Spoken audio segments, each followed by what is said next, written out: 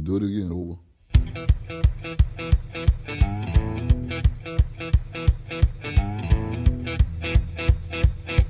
Laying down one night, heard Papa tell Mama.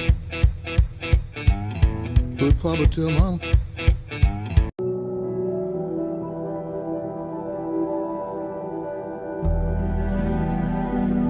We had this idea that we wanted to take Far Cry to America, but we didn't know how to do it. We were kicking around different ideas, and none of them really seemed to resonate. And when I think back to what we wanted to do with Far Cry 5, I think back to when I was a kid and sort of growing up in the 80s and feeling sort of the crushing weight of the things that were going on globally with the Soviet Union and America, and them locked in this titanic struggle. As a kid, you had this feeling like something bad could happen, and it just became a normal thing. And I remember thinking, you know, we're this close. Thought it was really interesting to apply that feeling to a character in the game. And that's what the father feels. He feels like, kind of looking out at the world, that something's off, that we are close to the edge. And if we were close to the edge, would we know what to do about it? Would we even know that we were on it? And so that's the creative of the game. It's not a sentence, it's not a structure, it's just a picture of somebody standing over the edge, right next to it, and the idea of we are here. And that's what he believes. And so his mandate is very, very simple. Save as many people as you can, whether they want to be saved or not. Joseph absolutely believes that the end of the world is going to happen, and he absolutely believes that he's got to save people. I think there was something really interesting there about this idea of this zealot, this person who believed that his belief was more important than anything that you thought, and that he was going to come and basically show you the truth of that. We met with cult experts, we talked to different people who had a real expertise in this, and we were asking, you know, is it believable? And they were talking about, you know, there's places in the United States where if you aren't with them, you don't eat. And so for us, it was completely valid and makes sense. We always want to be surprising, we want to always do something different. So I think that first iteration of the game, going to America, there were ideas that were thrown out, and we were like, nah. You can see that coming. It's not evocative. There's nothing that somebody couldn't just say, okay, yeah, I can see that's where they're going. What I remember is the feeling of Montana. It was really interesting, some of the stories we were hearing from that. We got on a plane and we went to Montana and fell in love with it and knew that it was right in the first 24 hours, just from the people that we met, just from the experiences we had. And you're like, wow, this is a petri dish for us. This is great. You're meeting all these different people. And I think we just want to be able to share that. We had some crazy experiences. We had some tense experiences. We met really honest people who could be great characters. And then what we want to do is make sure that we make it our Montana. So we built Montana, but we made our own county, Hope County. So you can't go on a map and find Hope, Montana. We build it, we build our world, and we build that little bit of the creative that's just a little bit bent. And so we just want to be conscious that we make it feel real, but remind us a little bit about some of the experiences that we've had in the real world. I think when we think about the game, we really wanted to make 3 key systems that work and feed the Anecdote Factory. And I think that the things for us is that it was guns for hire, fangs for hire, and friends for hire, right? And when you think about guns for hire, we want you to be able to meet people. And if they have a special ability, or even if they're a regular person, you go out and meet them and you can solicit their help and basically bring them into your group and take them off and be able to fight the cult. Let's go. What's important about that is that when you meet them for the first time, they may not be a hero. They may not be somebody who's proficient at stuff. But after a while, just like you're growing, they need to be able to grow. So we want to be able to give you that so you can kind of build this group and go and fight. At the same time, we want Fangs for Hire. So we're going to give you Boomer. It's called Fangs for Hire with an S. So there's more than just Boomer. And we want to be able to make it so that you can have a pet, and you can take that pet. And what we learned in Primal was people really responded to the idea of being able to take this animal with you. So when you can take Boomer out and you can basically start to tag people, or just go off into the world and hunt with Boomer and have a great time, that's an experience we want. And then with co-op and Friends for Hire, we want to be able to bring that in and make it so that you can have somebody that you want to be able to play with go out and experience the whole game with you. So if you think about Guns for Hire, Fangs for Hire, Friends for Hire, we want that whole system to kind of talk to each other and make it all work as one unit. We wanted to be able to make something different this time. We wanted to be able to make it so that you'd walk out into the world and you wouldn't know exactly where you're going or what you're supposed to do, and that you got to meet people and you've got to hear about what's going on in the world, and that those people or different places that you meet give you hints about different places you can go. We also want to make it so that if you play the game and you decide, I want to go north, and you play it for 10 hours, and we talked to each other the next day and I went south, you're going to say, oh, I met this person. This is the weapon that I got. This is the experience that I had. And I'm like, I don't know what game you were playing, but I went down south and I met Nick and I've got a plane and I'm able to do strafing runs. And I'm like, okay, and you go back home the next day and you play the opposite. And you play it the way you want to play it and you meet people at the pace you want to meet them. And if you want to play in the open world and just mess around and have a great time, you can. If you want to have an earnest story moment, you can. In an action bubble that's contained, you can. Seems like the idea of this game and the thoughts that are being presented in this game are topical for the time we have right now. What was interesting is that, we started to think about this and the concept of We're on the Edge 3 years ago. And we think we've got something special and we keep pushing that. And we think when we present it to people, they're going to love it.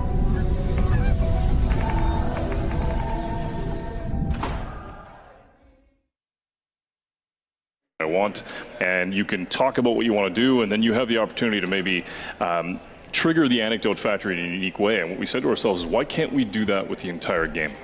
Why can't we take that so that the story isn't linear? Why can't we make it so that, yes, you're going to have a moment with the father at the very beginning, and then you find yourself wandering throughout the world, go in any direction, meet any character, and then start to be able to build up the resistance on your own. So you take that idea of the outpost that we had originally, and you just grow it across the entirety of the game. That's what we want.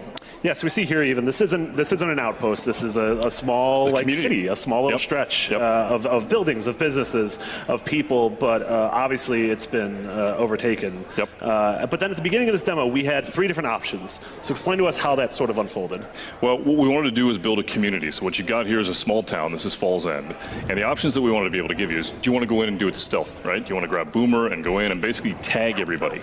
And we had a great experience in Montana where we were actually hunting with somebody, and they showed us their dog, and the guy turns to us and says, always trust your dog. And that thing made us think, okay, we need to put a dog in the game. Boomer's perfect, but look, he's basically your companion. He goes around. If you want to be able to tag somebody, he can do that. But if you also want to kick things off and you want to send Boomer in to take a weapon and bring it back to you, you can do that. So it's about how you choose. On the other hand, you could, if you want to, take Grace. And in that case, she's fantastic. You get her up into a tower, or you put her on top of a building, and she's got your back. So you're able to sort of push your way through Falls End and take it out, and she's hitting people one at a time and sniping them out. And then after that, sometimes people just want to go absolutely nuts. Sometimes people just want to blow stuff up, and that's Nick. You grab Nick, you put him in the plane, and you let him just bring the thunder. So how do you, in this demo, the way you chose the Guns for Hire was just a menu at the beginning. How is that going to sort of unfold in the actual game once we play it? Yeah, for us, obviously, we're making it so that it's pretty easy for you to be able to meet these Guns for Hire at E3 and make a choice. But in the game, there's people you may or may not meet. We want to make it so that you kind of follow the voices that you meet in the world, and you hear the lore of these different stories, and you hit action bubbles. And so if you go down into this region and you meet Nick, maybe you're going to hear a little bit about Grace, maybe not. Maybe you're going to go in and actually meet Mary May in the bar, and she's going to say, hey, maybe you should go talk to Nick. Or, you know what? This next mission, do you have a dog? I think you need a dog, right? And then you go in and you get Fangs for Hire. And it'll give you these little hints and breadcrumb things throughout the world that you can do to kind of build the experience. But again, it really depends on how you play. Are they going to try to hurt my dog? They are. They're literally. You're breaking my heart already, man. I don't want to hear all that. Bad people do bad stuff. But you can get revenge with a bat, which is great. Absolutely. If anyone touches my dog, I'm hitting you with a bat. But that's happening. Boomer's a badass. He'll be able to handle himself sometimes. He'll be able to go in and... He has his own bat. It's called the mouth. I was going to say, so one of the sort of tenets to me of Far Cry games, and I played all of them, I'm addicted to them, I love them, is that they're exotic. And I guess everything that is exotic is also familiar to somebody else. But this doesn't feel like it's not completely over the top. You're not in the jungle. You're not in the Himalayas. Right. You're here in America. And I've noticed that there was a sort of, not really a backlash, but there was a vocal minority of people who said, having this sort of game set in America feels un-American. I mean, to me, I don't see it that way because you're fighting what I would perceive to be a horrible group of people. How do you respond to that? Well, I think when we built this, we talked about what do we want to do. We knew that we wanted to take the brand to the States. How do we want to do it? We want to do it in a credible way.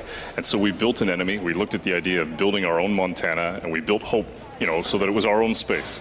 And then we started to talk about this idea of this father who believed that he had to save people. And even if they didn't want to say, even if they didn't believe him, and he didn't believe, basically saying that he was going to go in and take these people and bring them back. And people were like, look, I don't trust this guy. I'm not sure what this guy wants. But he says, souls don't harvest themselves. Yeah. He's got to do that. So I think when we built this space, what we really wanted you to do was to be able to go out into Montana, into Hope County, and meet regular people, regular Americans who don't want to be pushed around. And when we were in Montana, we actually met people who we really got the sense of they wanted to be left alone. Didn't trust us. It took a while for us to get them to talk to us. And it was really interesting to meet these stoic folks who were really self-reliant. And so as you work through the world of Hope County, you're going to meet people like that. You're going to meet people that don't want to be pushed around by the cult. They don't want to be told what to do. They don't want to be taken. They don't trust the Father, and they're going to push back. Sure. So that's the people that you're going to be building with and building this resistance with. You're going to be meeting regular people. I think one of the most interesting things I saw in this demo is after you liberate the town, it sort of returns to some semblance of normality. Yes. People start patching up the holes in their homes. Businesses start reopening. The bar is there. You can see Pastor Jerome on the steps of the church. How does that sort of factor into the actual mechanical gameplay? Well, they know you. They're thankful, and they're like, look, how can we help? What can we do to help build this resistance? And so what happens is that in Falls End, when you liberate it, basically now there's a whole bunch of different little locations that are available and different characters that you can meet. And they're going to say, hey, listen, I heard about Nick, or I heard about this other character, or listen, I'm hearing over the radio that there's something happening in the north. And this is what I know. Why don't you go up there and take a look? And you can. Yeah, whereas, Far Cry games in the past, especially since 3, which I felt like sort of reshaped what came before it, very much had a similar loop of, you would find a tower, you'd climb the tower, and then the tower would give you all the nodes of interest around you. That doesn't exist here. Correct. So how am I going to find things to hunt, points of interest, things to do? Honestly, that's where we wanted to make it really believable. I think if this story happened to any one of us, we wouldn't know anybody, and we'd have to go out and try and meet people. We'd have to, you have that first moment where you'd knock on a door and you'd go in, and that moment that was nobody trusts anybody, and are you safe? Are you with the cult? I'm not sure. We wanted that feeling for the player, so you've got to go out and work for it. You got to go out and meet people and build that resistance and get them to trust you, and then basically the world opens up based off of what you do.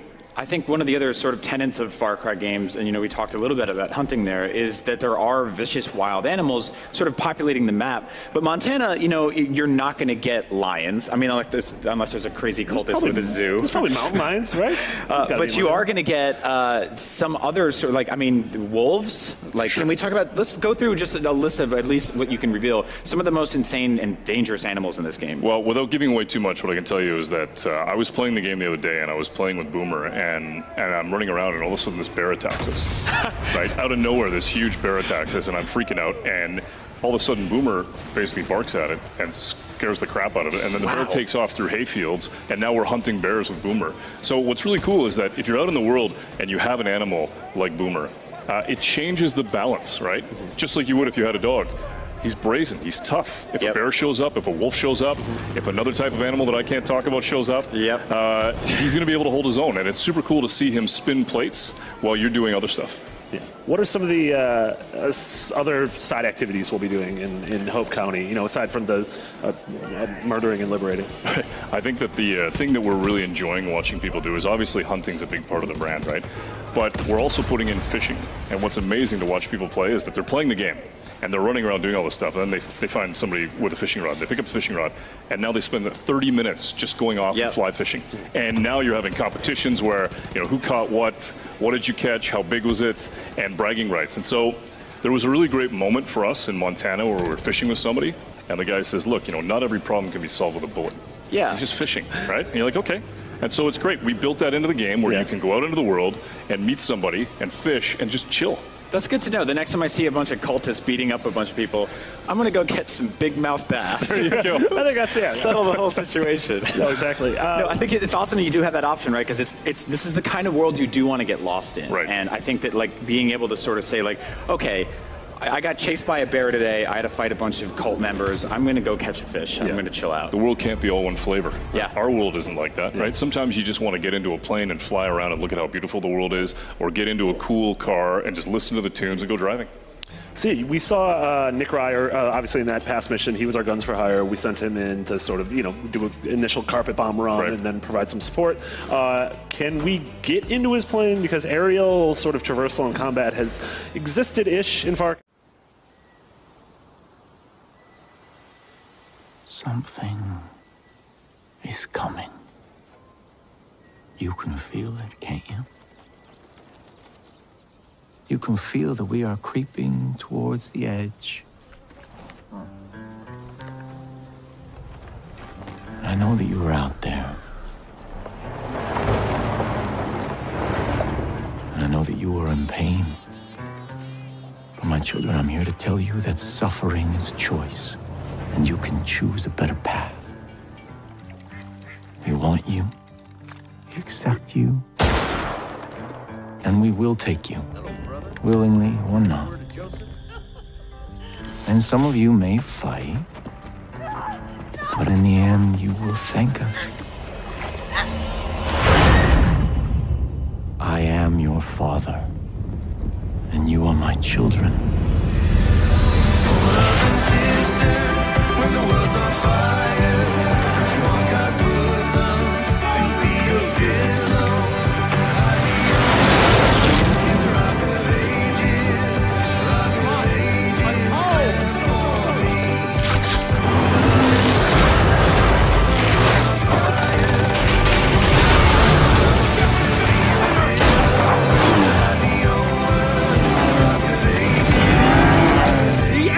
Upon us!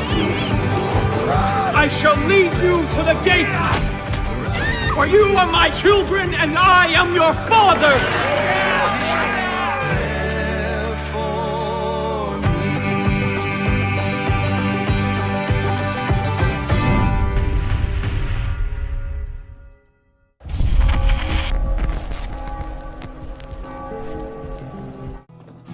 She's a beaut, ain't she? All this time, she ain't ever let me down. I just hope she's around when he's old enough to fly. Ooh, my boy. I mean, I hope it's a boy. I just want him to fly her like I do. Not like my dad or my grandpa.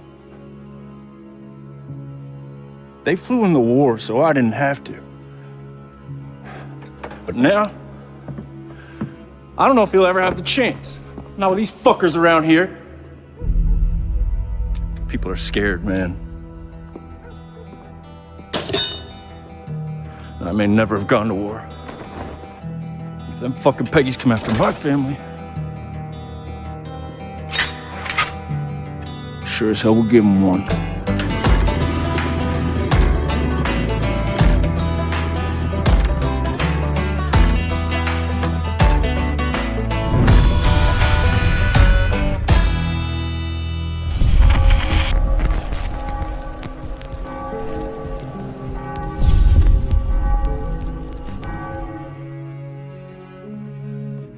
Woe to the man who leads my flock astray, says the Lord.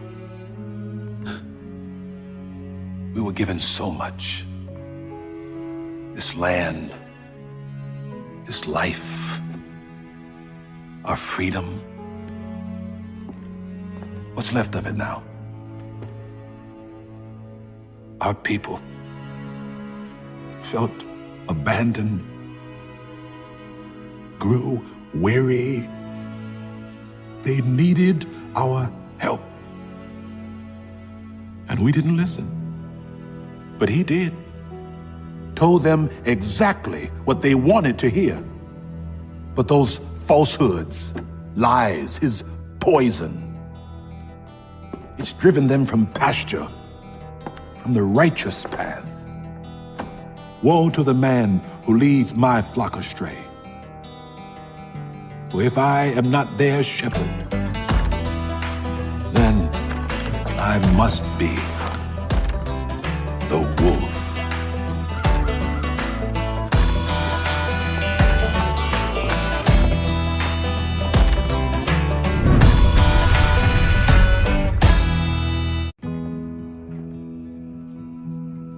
I grew up here, you know. Had my first kiss out back with some dumb cowboy. Almost got caught by my dad. Fuck, he loved this place. It wasn't all easy. But he always made sure that here, you could speak your mind. And then they showed up. We're here to help, they said. He believed them. And then they took my mom, my brother. And Dad was never the same. Now what? You wanna take this place too? Fuck no. This place is ours.